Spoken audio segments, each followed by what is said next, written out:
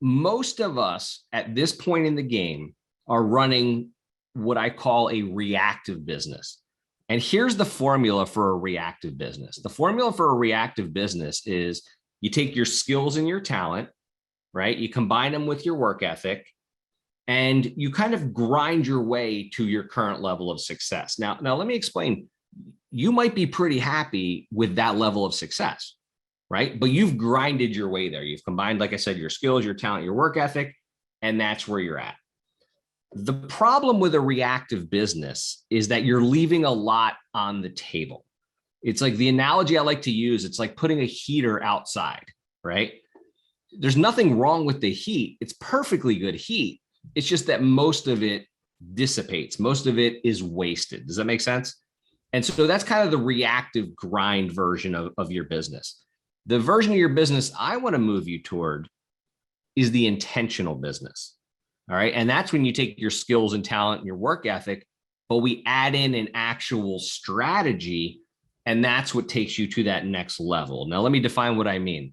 When I say strategy, what I mean for this conversation is this is intentionally and doing it in advance, you determining where to focus your skills, your talent, your work ethic to get the biggest ROI, right? That's the strategy you implement.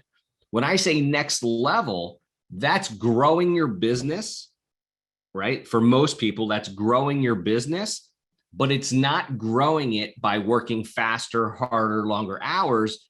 It's growing it by incorporating leverage and strategy into your business. Okay. We turn the addition game into the multiplication game. Now, the best analogy I can give for strategy, which I think is what most professionals are missing, is the fly. I think we can all agree that the fly is pretty good at flying, right? I mean, we literally named it the fly. I mean, it's the ultimate honor, right? They are strong flyers. They are fast flyers. They are nimble, and they will fly all freaking day. So why does one fly wind up dead on the windowsill and another one zips right out the door? And the answer is very simple. One of them focused their skill and their work ethic in the right direction, and one of them focused it in the wrong direction.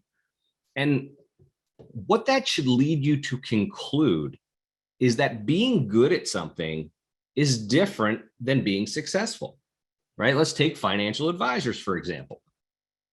There are financial advisors who are great. Their clients trust them. They know what to do with their money, right? They have good relationships, all that kind of stuff, but they don't run a super successful practice. And then on the other end, you have advisors I wouldn't let manage my dog's money, but they have huge practices. And so you need to understand that just in this example, being a good financial advisor is not the same as having a successful practice. All right. Now, yes, you need a strategy, and that's what today is about in the next few sessions, but you need the right strategy. And so the system we're going to put you through is called the pillar system. All right. And what the pillar system is, and you guys all have copies of the book. All right. The pillar system takes every activity that you could be doing with your time, which is no shortage of activities, right? We're going to run them through a series of criteria, questions, things like that.